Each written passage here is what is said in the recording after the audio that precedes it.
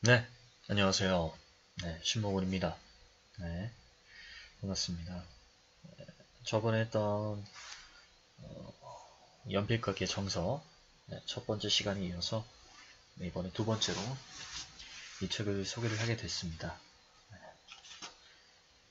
저번에는 제가 추천사 얘기까지 아마 했을 거예요. 네, 그 다음부터 이어가도록 하겠습니다. 자, 그럼 1장 준비물이에요.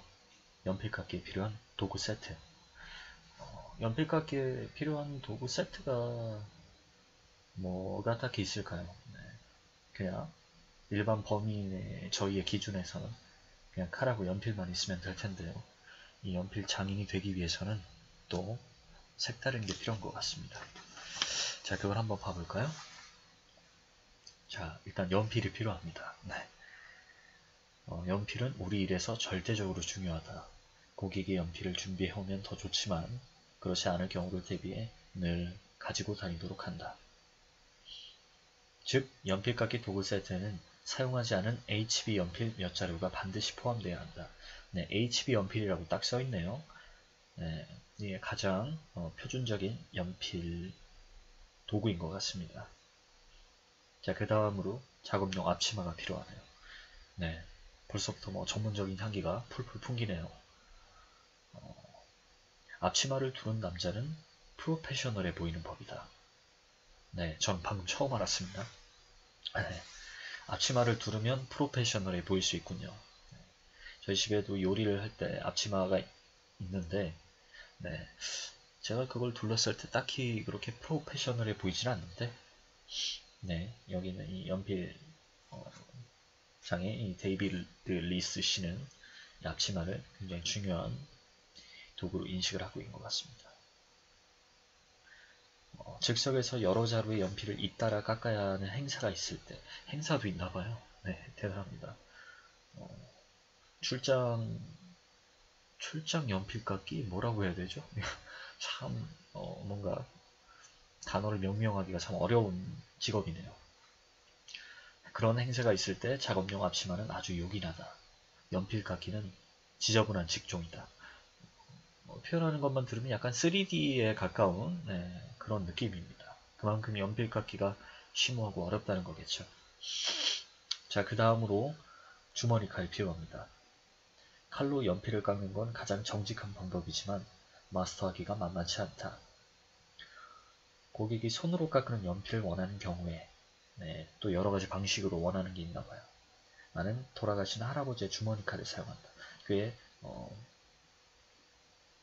역사가 있는 그런 도구예요. 자, 그리고 뭐 사설이 많긴 한데 그냥 넘어가도록 하겠습니다. 자, 그리고 족집게가 필요해요. 자, 족집게는 연필깎이가 주는 의외의 기쁨을 맛보는 과정에서 필요하다. 나는 작업이 끝난 후 족집게로 연필밥을 채취한다. 연필밥을 채취합니다. 네, 여기 그리고 그림에 보면은 약간 그 무슨 사건이 발생했을 때 마치 그 법의학자들이 증거물을 채취하는 것처럼 이렇게 봉투에다가 연필밥을 직접 담아서 보관하는 그런 방법을 이렇게 그림과 함께 같이 설명을 하고 있어요. 저자가 어떻게 설명을 했냐면 네, 정말 재밌네요. 네, 본 거지만 또 봐도 재밌어요. 족집게를 사용하면 마치 살균한 의료기구를 다루는 듯한 인상을 주기 때문에 고객에게 신뢰감을 줄 수 있다. 네. 굉장히 전문적인 직종이라는 느낌이 확 풍겨오죠. 연필깎이는 단순한 행위가 아닙니다. 네. 굉장히 프로페셔널하고 고급 직종이에요. 자, 그리고 연필밥을 담을 비닐봉투 아까 설명했지만요. 네, 그런 봉투가 필요합니다. 또한 이제 좀 약간 전문적인 공구가 필요하네요. 외날 휴대용 연필깎이 및 교체용 칼날. 칼날 연필깎이 칼날에는 종류가 참 여러 개가 있습니다. 이걸 뭐 제가 제 입으로 다 설명하기가 참 뭐하네요. 여러분들은 많이 써보셨을 거라고 생각해요. 그리고 다구형 다단식 휴대용 연필깎이. 아, 이렇게 설명을 하면 좀 듣는 분들이 좀 헷갈릴 수 있을 것 같아요. 앞에서 얘기한 외날 휴대용 연필깎이는 말 그대로 우리가 연필을 이렇게 집어 넣은 다음에 연필을 돌려가지고 깎는 그런 거 있죠. 조그만 거 있잖아요. 네모내가지고 끼워놓고 하면 연필 밥이 이렇게 위로 막 날 사이로 밀려오는 그런 거 있잖아요. 그런 게 외날 휴대용 연필 깎이고, 다구형 다단식 휴대용 연필 깎기는 잠시만요. 이거 어떻게 설명을 해야 될까?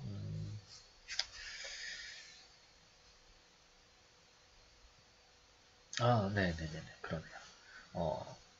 이 외날형 연필깎이랑 다구형 다단식 연필깎이는 똑같은데, 다단식 이 연필깎이는 날로 나무를 먼저 깎아낸 다음에 또 다른 날로 연필심을 갈게 돼 있어요. 네. 그러니까 약간 한 번에 작업을 끝마치는 게 아니라 이제 협업 분리시켜 놓은 거죠. 이 작업을. 어찌 보면 좀 귀찮은 유형의 연필깎이네요. 자, 그리고 외날 회전식 연필깎이. 네, 이거는 뭐 우리 학창 시절에 다들 뭐 연필깎이 막 변신 연필깎이 이런 거 있고 필통 연필깎이 그런 모습처럼 생겼어요. 그냥 연필을 밀어넣고 그 손잡이 레버를 이렇게 막 돌리면 갈려 나온 거 있죠. 네, 그런 식으로 생긴 겁니다. 네, 뭐 앞서 말한 그 연필깎이의 그 장인 데이비드 리스 씨가 수동 연필깎이를 이제 장인의 그런 행위로 취급했다면, 이건 약간 약간 공장식의 그런 약간 천편일률적인 그런 연필을 생산하는 그런 도구입니다. 뭐 만약에 행사를 나갔을 때 뭐 정말 연필이 많이 필요하다 그러면은 이런 도구를 써야겠죠. 일일이 수공예 작업을 할 수 있을 시간이 없으니까. 네. 자, 그렇고 이중날 회전식 연필깎이. 네. 이것도 뭐 비슷한 것 같아요. 네. 특별한 설명이 나와 있지는 않습니다. 네. 자, 그 다음에 사포와 줄이 또 있어요. 네, 여기 설명에도 이 사포는 연필깎이기에서 논란이 되는 주제다. 일부 연필 사용자는 사포를 늘 곁에 두고 무뎌진 연필심을 쓱쓱 문질러가는 일을 한다. 그런 식으로 이제 막 구구절절 설명이 돼 있는데, 굉장히 어쨌든 이 사포로 연필을 갈아서 쓰는 건 굉장히 쉽지 않은 행위라고 써 있어요. 약간 상급자용 도구에 속하겠네요. 다만 이제 사포 용도 중에 가장 좋은 게 하나 있다고 하는데, 연필 절단면의 마감이 엉성하거나 그 연필에 이제 겉을 둘러싸고 있는 페인트칠을 흘러내려서 지저분할 때 사포로 문질러서 가운데 박힌 심이 깔끔하게 드러나게 하는 용도로 정말 제격이라고 합니다. 네, 그런 이유로 이 저자도 도구 가방에 항상 사포를 넣어 다닌다고 해요. 하지만 굉장히 다루기 어려운 물건이므로 초심자는 사용하지 않길 권한다고 합니다. 자, 네, 이거는 제가 기억이 잘 안 났는데 비닐 튜브가 있네요. 네, 이 비닐 외경 9.5mm, 내경 6.4mm의 비닐 튜브는 깎은 연필 끝에 씌우기에 딱 알맞다. 네, 이 고객, 이게 진열용 케이스인가 봐요. 네.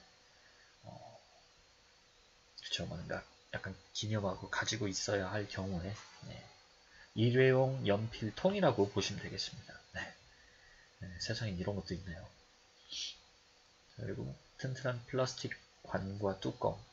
네, 이거는 뭐 앞서 말한 것과 비슷한 용도로 케이스의 역할을 할 수 있는 것 같습니다.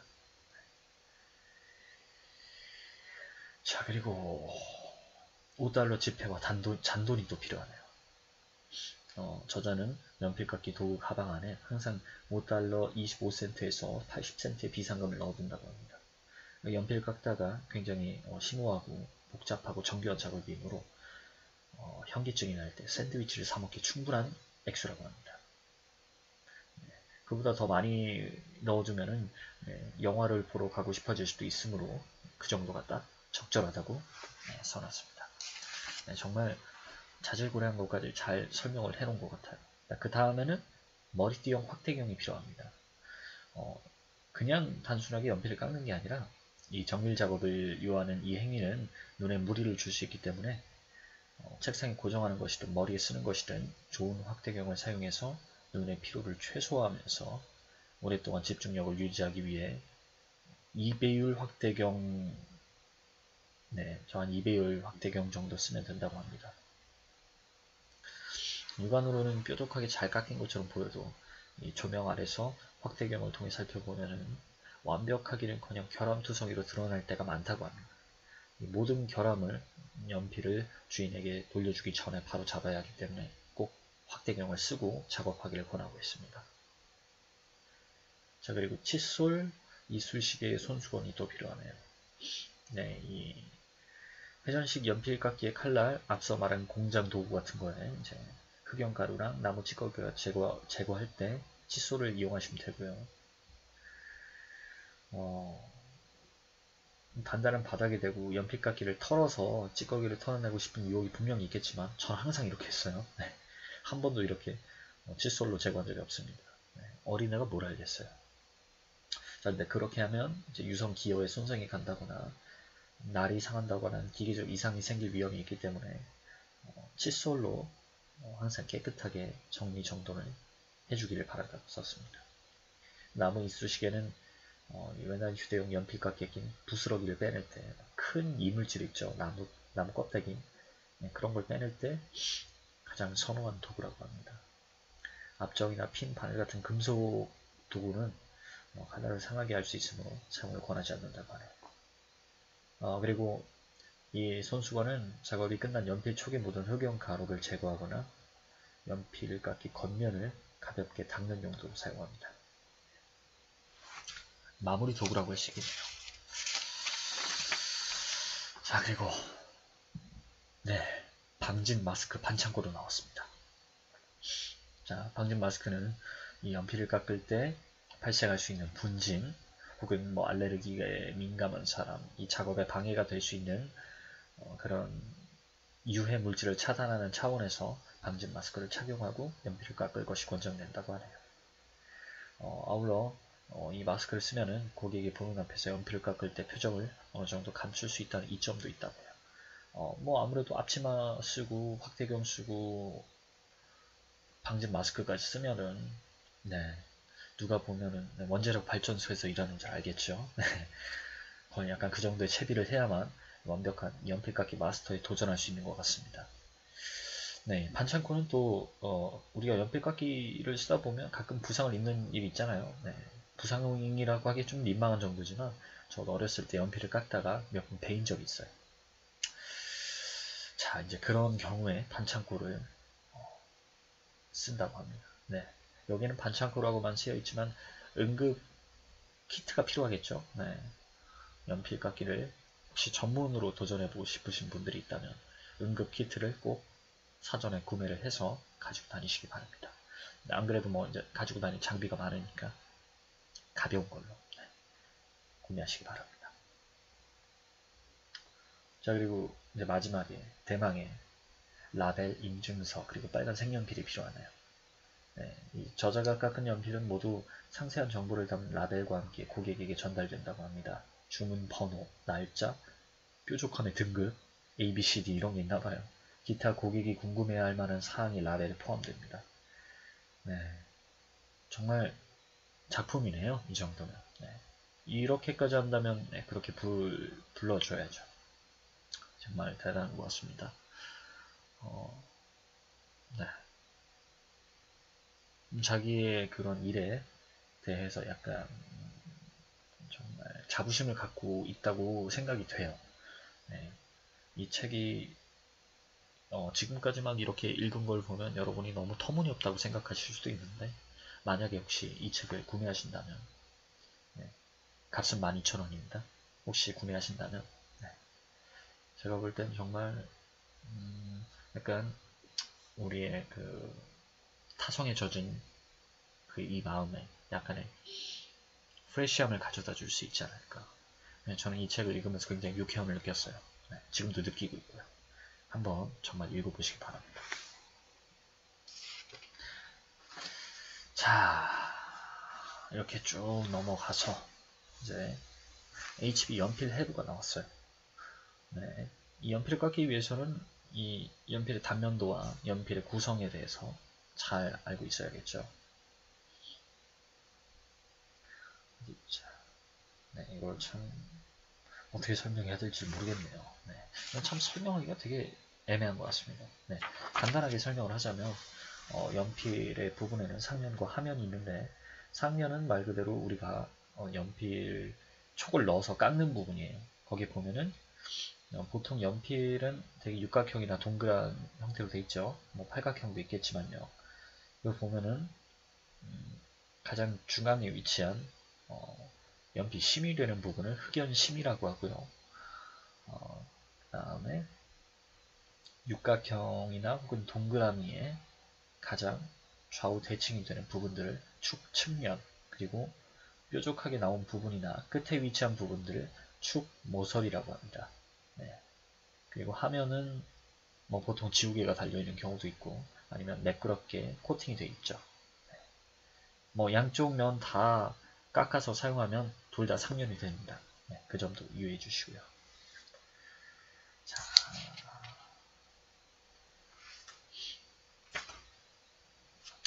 네, 그 전에 설명을 한 가지 더 하자면 미국과 국제투명 연필 등급제가 또 있어요. 네. 미국과 이 세계 연필 등급제 분류표가 좀 세부적인 면에서 다른데 미국은 등급이 샵 1, 샵 2, 샵 2와 2분의 1, 샵 3, 샵 4 이런 식으로 등급이 뭐 A, B, C, D, E 정도로 나눠져 있고요. 세계 표준 규격으로는 1에 해당하는 건 B, 2에 해당하는 건 HB, 그 다음에 2와 2분의 1에 해당하는 건 F, 그 다음에 3은 H, 4는 2H라고 되어 있네요. 네. 저는 이 중에서 아는 용어가 HB밖에 없네요. 그래서 표준을 다들 HB로 쓰나 봐요. 네. 굉장히 많은 연필 등급이 있는데 아마도 그 흑연심의 두께나 흑연심의 재질에 따라서 이 등급이 달라지는 것 같습니다. 자, 이렇게 설명을 넘어가서 이 연필을 깎았을 때 비정상적인 연필 촉의 유형에 대해 나와 있어요. 아무래도 연필을 깎기 전에 이런 식으로는 깎으면 안 된다라고 친절하게 설명을 해놓은 거라고 생각을 합니다.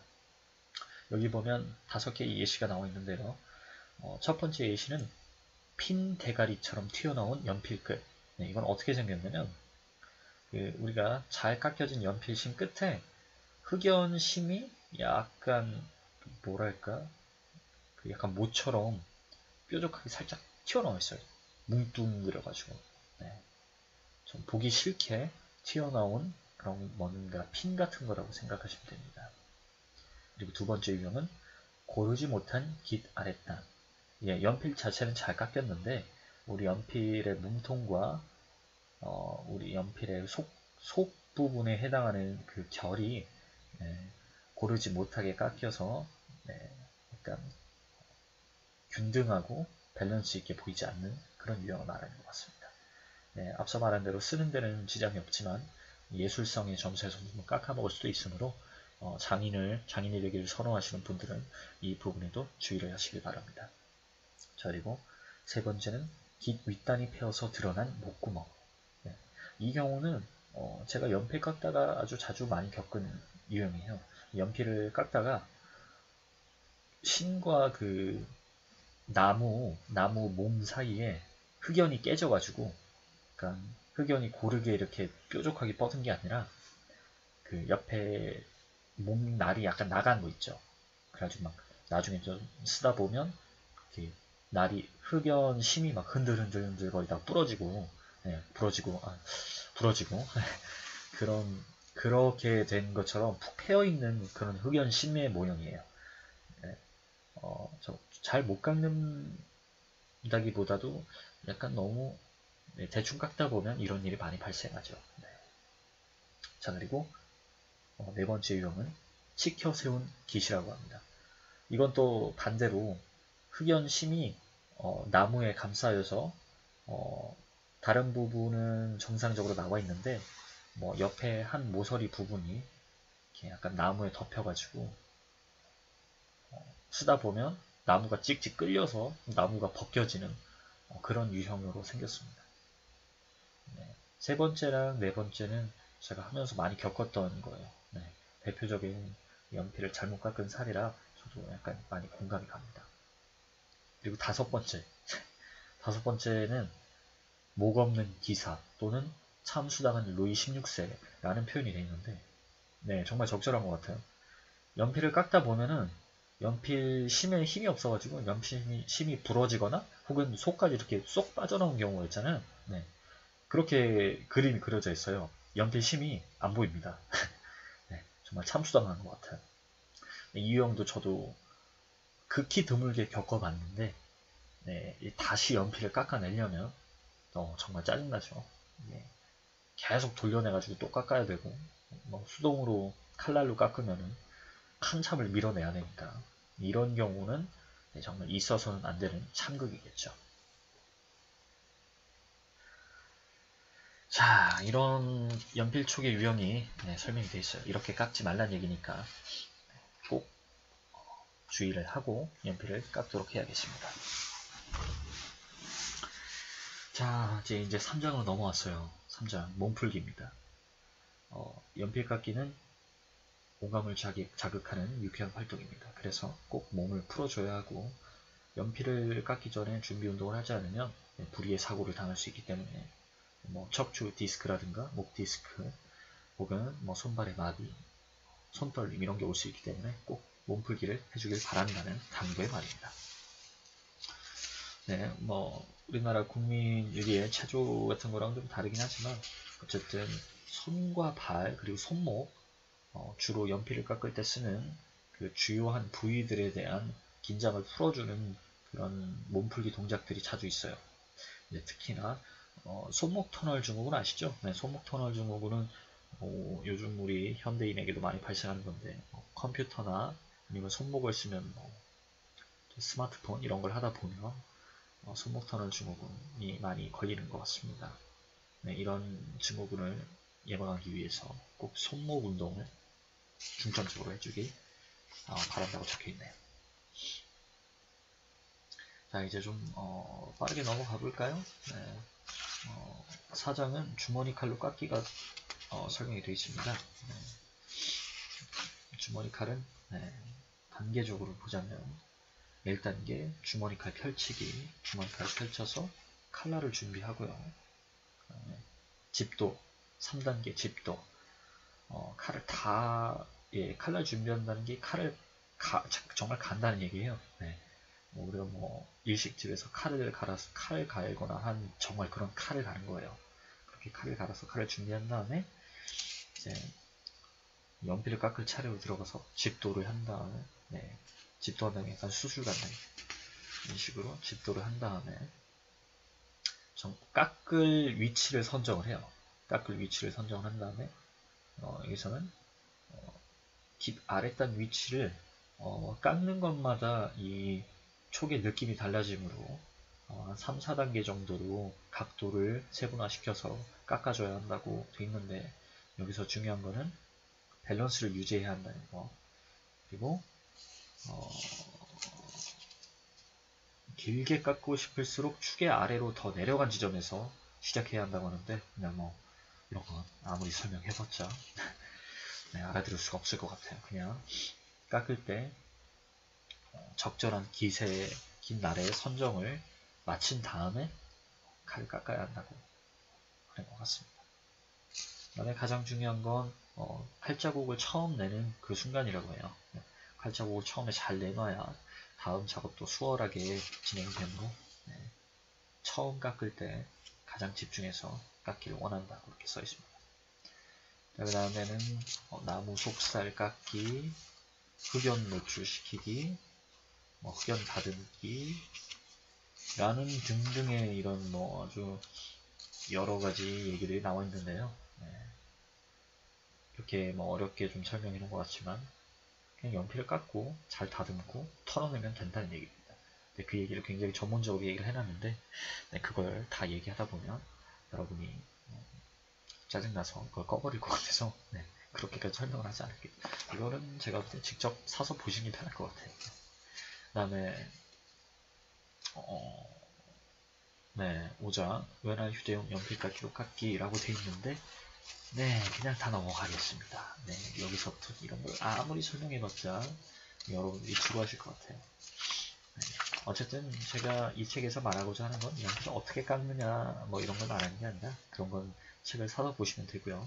이 연필 깎기에 수반되는 어떤 행위들이라든가 연필 깎는 자세, 마음가짐, 그리고 이런 것을 통해서 마음의 평화를 얻는 방법, 그런 것에 대해서 제가 설명을 드리고 싶었기 때문에 너무 자잘하게 설명하는 건 여러분들한테 도움이 되지 않을 거라고 생각을 해서 필요한 부분들은 빨리빨리 넘어가도록 하겠습니다.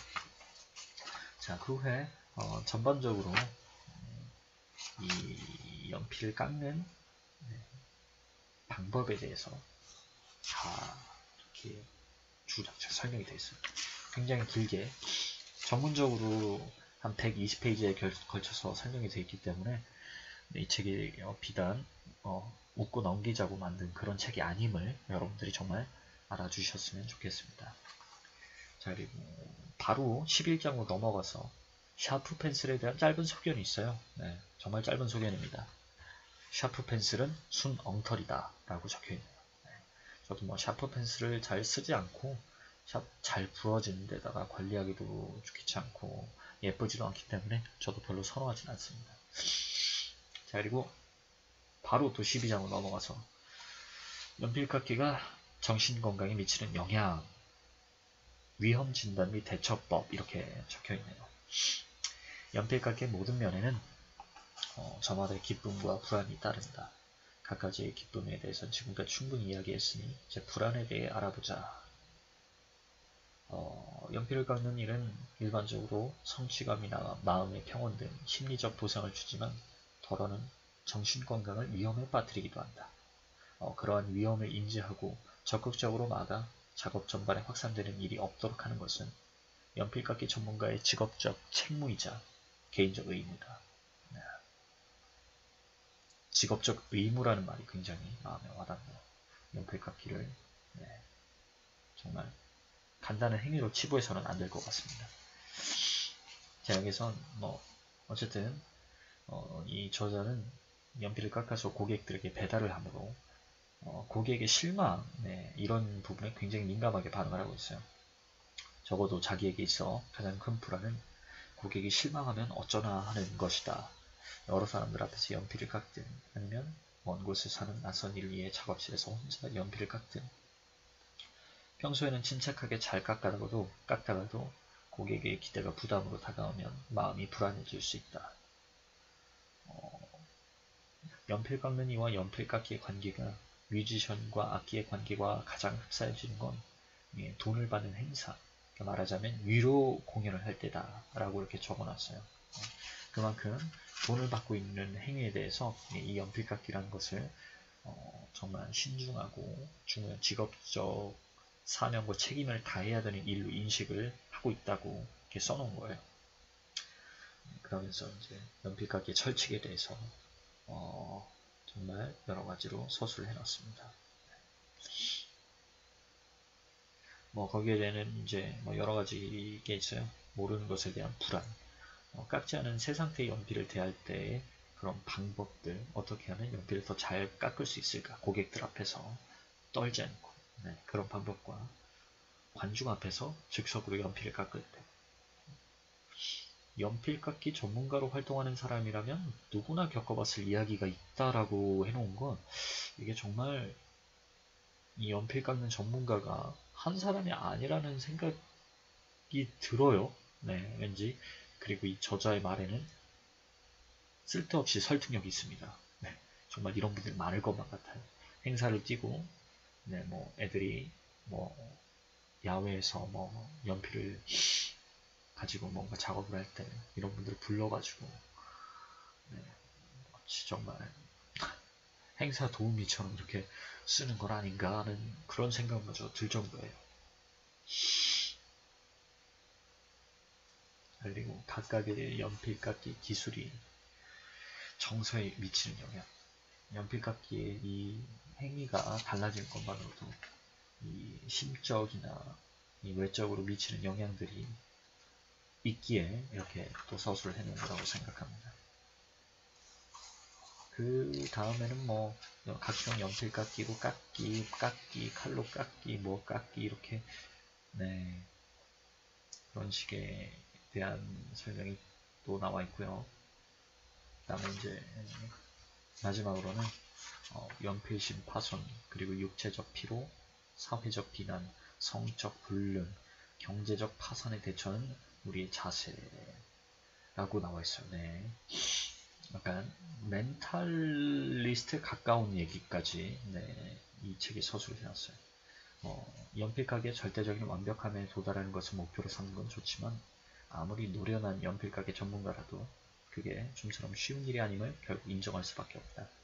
연필깎이는 냉엄한 현실을 마주해야 하는 일이며 직업적으로 이제 약간 돈을 벌어서 먹고 사는 것과 사람들의 시선에 대한 걸 간과하지 않고 이렇게 얘기를 해놓은 것 같아요.